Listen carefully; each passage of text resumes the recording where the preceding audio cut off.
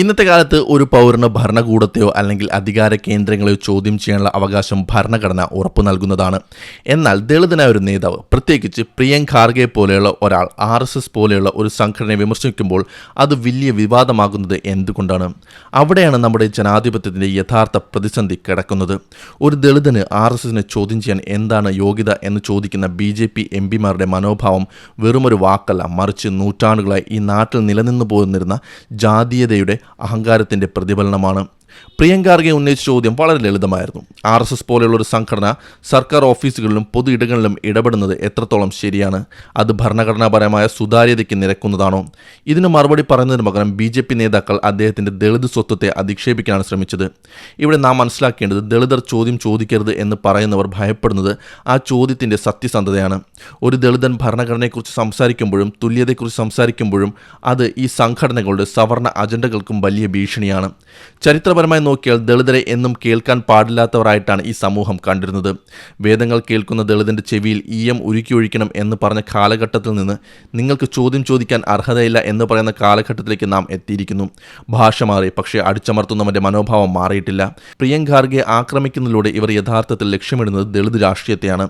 അധികാരം കൈയാളുന്നവരുടെ തെറ്റുകൾ ചൂണ്ടിക്കാട്ടുന്ന ദളിതരെ നിശബ്ദരാക്കുക എന്നത് ഇവരുടെ പണ്ട് മുതലേയുള്ള തന്ത്രമാണ്. ഈ രാജ്യത്തിൻ്റെ നിയമമനുസരിച്ച് എല്ലാവരും തുല്യരാണ്. ഒരു മന്ത്രി എന്ന നിലയിലോ ഒരു പൗരൻ എന്ന നിലയിലോ പ്രിയങ്ക് ഖാർഗെക്ക് RSSൻ്റെ പ്രവർത്തനങ്ങളെ ചോദ്യം ചെയ്യാം. അതവരുടെ അവകാശമാണ്. എന്നാൽ BJP നേതാക്കളുടെ പ്രസ്താവനകളിൽ നിറഞ്ഞു നിൽക്കുന്നത് ദളിതൻ തൻ്റെ പരിധിയിൽ നിൽക്കണം എന്ന തിട്ടൂരമാണ്.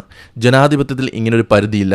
അധികാരത്തിലിരിക്കുന്നവരും ഭരണഘടനയ്ക്ക് മുകളിൽ എന്ന് കരുതുന്നവരും ജനങ്ങളോട് ഉത്തരം പറയാൻ ബാധ്യസ്ഥരാണ്. അവിടെ ദളിതനെന്നോ സവർണനെന്നോ വ്യത്യാസമില്ല.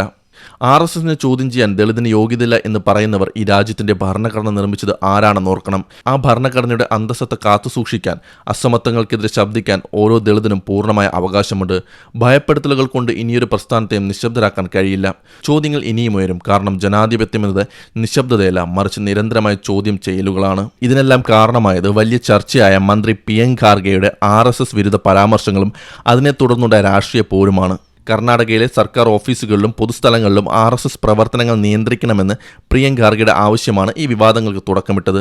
അദ്ദേഹം ചോദിച്ച ചില കാര്യങ്ങൾ വളരെ കൃത്യമായിരുന്നു.